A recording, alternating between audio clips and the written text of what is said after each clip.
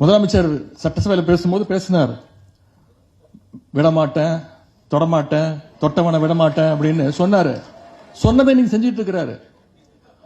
ஒரு அதிமுக எம்எல்ஏ கூட விடமாட்டேன், அதுவும் குறிப்பா ஊழல் வழக்கு யார் யார் மேல இருக்கோ அவனெல்லாம் நான் விட மாட்டேன், வேற யாரும் தொட்ட விட மாட்டேன், நான் மட்டும்தான் தொடுவேன் அப்படின்னு சட்டசபையில சொன்னதை நாங்க கூட நினைச்சோம்.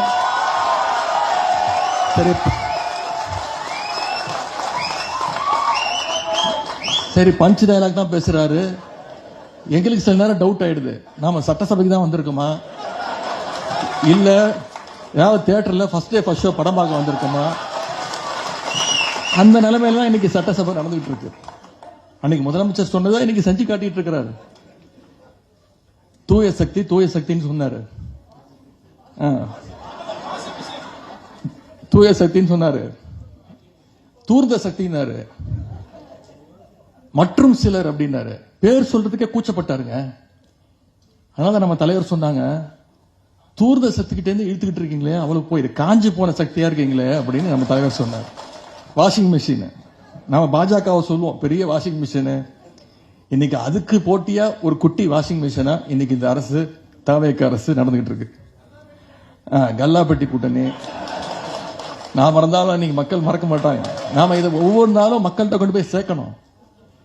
போன தேர்தலில் தோத்துட்டோம்னு சொல்றோமே, ஞாபகம் வச்சுக்கோங்க, தேர்தலில் நாம எதிரி யாருன்னு தெரியாம போயிட்டோம். இப்ப தெரிஞ்சிருச்சு, எதிரியை தோக்கடிச்சிட்டோம். யார் தோக்கணும்னு வேலை செஞ்சோமோ அவங்கள தோக்கடிச்சிட்டோம். ஊரெல்லாம் போய் ஓட்டு கேட்டோம், தெரு தெருவா போய் கேட்டோம். நான் மாவட்டமா போனேன், தொகுதியா போனேன், 40 நாள் போனேன். நம்ம வீட்டுக்குள்ள ஓட்டு கேட்க மறந்துட்டோம். நம்ம போன்ல அதை பதிவு பண்ண மறந்துட்டோம். இப்ப எங்களுக்கு எதிரி யாருன்னு தெரியும். அடுத்த தேர்தலில் சும்மாலாம் விட்டுற மாட்டோம்.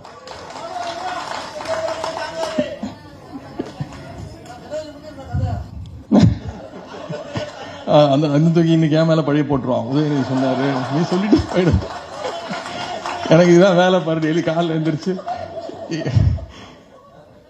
இதுதான் இன்னைக்கு இந்த சோஃபா மாடல் அரசுடைய லட்சணம்.